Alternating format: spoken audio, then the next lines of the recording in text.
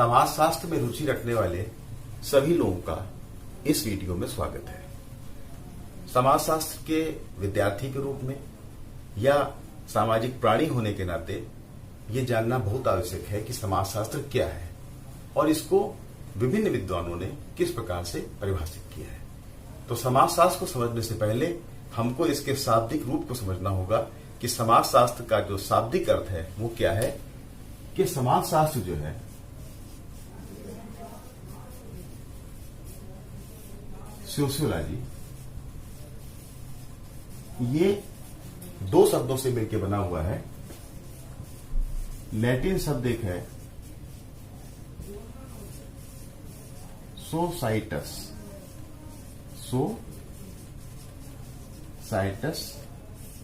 और एक यूनानी शब्द है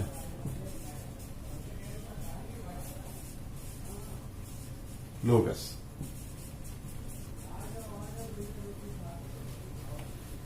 सोसाइटस का अर्थ होता है समाज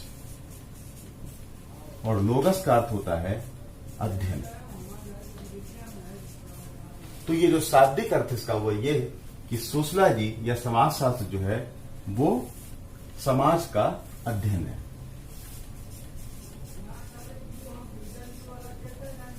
अर्थात समाजशास्त्र के अंतर्गत समाज का अध्ययन किया जाता है। प्रोफेसर गिन्सबर्ग ने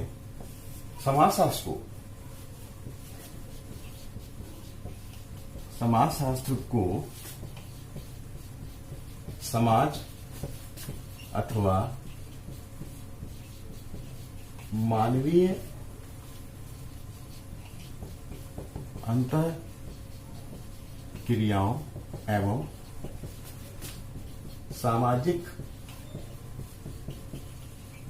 संबंधों के ताने बाने का अध्ययन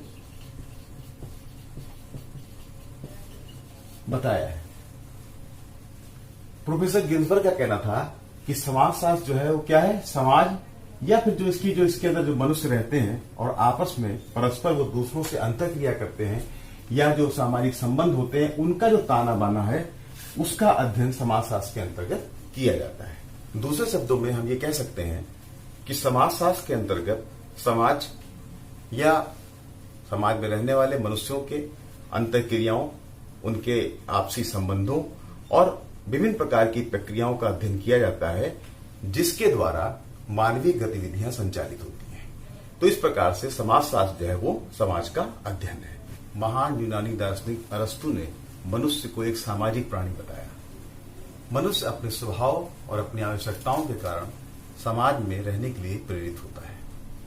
मनुष्य को अपना जीवन जीने के लिए विभिन्न प्रकार के दूसरे मनुष्यों के साथ अंतःक्रियाएं करनी पड़ती हैं। प्राचीन काल से ही मनुष्य सामाजिक पर्यावरण का पर्यवेक्षण करने और विभिन्न प्रकार की समस्याओं का हल ढूंढने के लिए विभिन्न प्रकार के अध्ययन करने के लिए प्रयत्नशील रहा।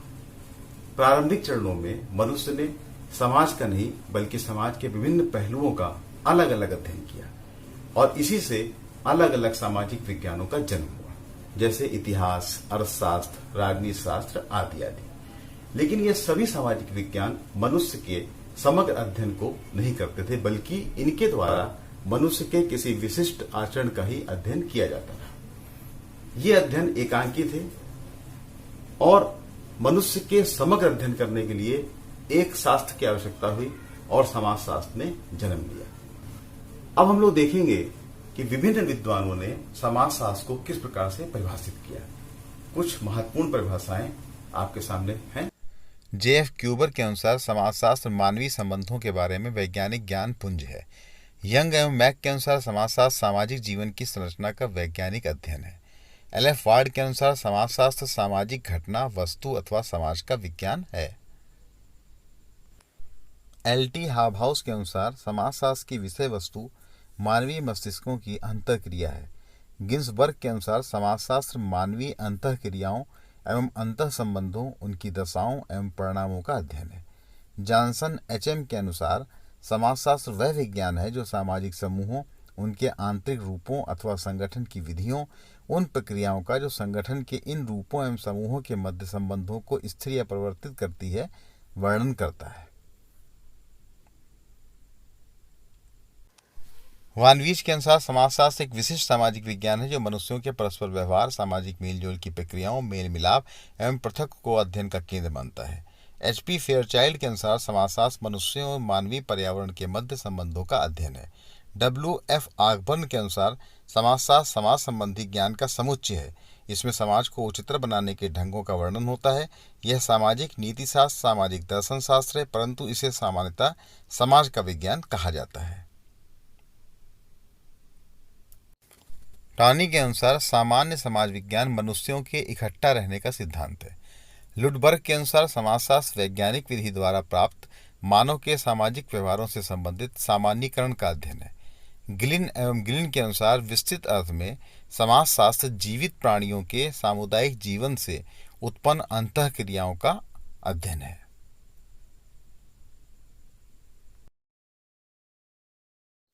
मैक्स वेबर के अनुसार समाजशास्त्र वह विज्ञान है जो सामाजिक क्रिया का बोध कराने का प्रयत्न करता है। दुर्खिम के अनुसार समाजशास्त्र सामूहिक प्रतिनिधित्व का विज्ञान है। मैकाइवर और पेज के अनुसार समाजशास्त्र सामाजिक संबंधों के विषय में है। इन संबंधों के जाल को हम समाज कहते हैं।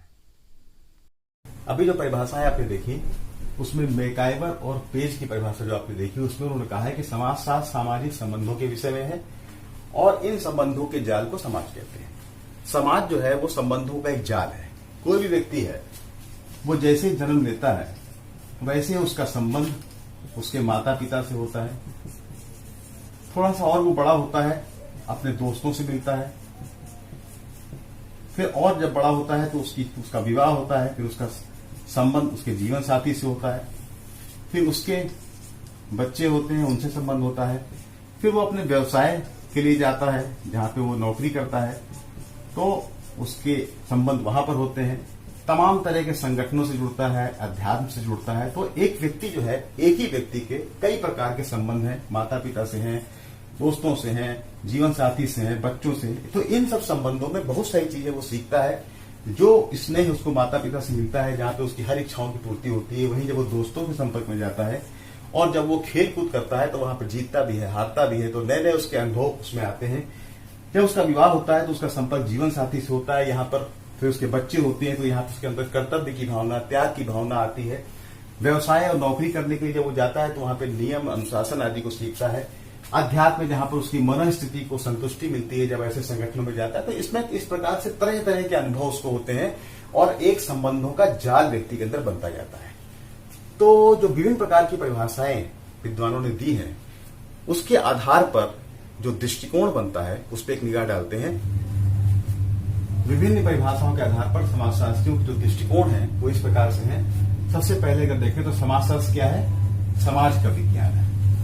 नंबर 2, समाजशास्त्र सामाजिक संबंधों का विज्ञान है। समाजशास्त्र समूहों में मानव किस प्रकार का व्यवहार करता है उसका अध्ययन है। समाजशास्त्र सामाजिक क्रिया का अध्ययन है। समाजशास्त्र मानवीय संबंधों के स्वरूपों का अध्ययन है। समाजशास्त्र सामाजिक समूहों अथवा सामाजिक व्यवस्था का अध्ययन। समाजशास्त्रियों के विभिन्न जो दृष्टिकोण थे उनके आधार पर हम ये देखते हैं कि सामान्य रूप से समाजशास्त्र के अंतर्गत ये विचार है। क्या? समाजशास्त्र का संबंध मानवीय संबंधों से है। पहला, इसकी विषय वस्तु जो है वो व्यक्ति नहीं बल्कि समाज है। लेकिन इसके साथ साथ ऐसा भी नहीं है कि व्यक्ति को अनदेखा कर दिया जाए। इसकी विषय वस्तु में समाज है। व्यक्ति तभी मनुष्य बनता है जब वो सामाजिक संबंधों में प्रवेश करता है। सामाजिक संबंधों का अध्ययन करते समय समाजशास्त्री समाज के उद्भव, समाज की प्रणाली और संरचनाओं, सामाजिक संस्थाओं के विकास और उनके कार्य, रीति रिवाज, नियम, परिवार, जाति, सरकार, आर्थिक समूह और धार्मिक समूहों आदि का अध्ययन करते हैं। समाजशास्त्र की चर्चा हो और अगस्त कांटे का जिक्र न हो तो ऐसा कैसे हो सकता है? अगस्त कांटे का जन्म 19 जनवरी 1798 को मॉन्टपेलियर नामक स्थान में फ्रांस में हुआ था। इनको समाजशास्त्र का पिता कहा जाता है। इनका मानना था कि अन्य प्राकृतिक विज्ञानों की तरह सामाजिक जीवन का अध्ययन भी वैज्ञानिक ढंग से होना चाहिए। और इन्होंने समाजशास्त्र के विषय क्षेत्र और अध्ययन प्रणाली को निर्धारित किया था। इनकी मृत्यु 5 सितंबर 1857 को पेरिस में हुई थी। इसके पहले भी सामाजिक घटनाओं को समझने का प्रयास होता रहा है।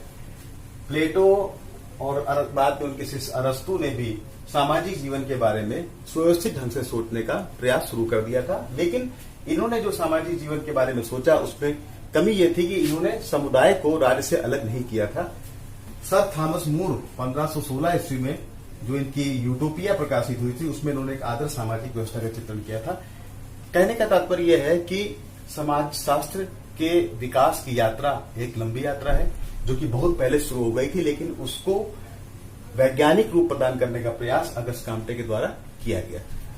तो आज की इस वीडियो में हम लोगों ने समाजशास्त्र क्या है, विभिन्न विद्वानों ने इसको कैसे परिभाषित किया, इसकी विकास यात्रा कैसी रही, आदि आदि विषयों पर चर्चा किया। इसके भाग 2 में समाजशास्त्र के विषय क्षेत्र के बारे में और इसके महत्व के बारे में चर्चा करेंगे। तो आशा है आपको ये वीडियो पसंद आई होगी। थैंक यू, धन्यवाद, जय हिंद।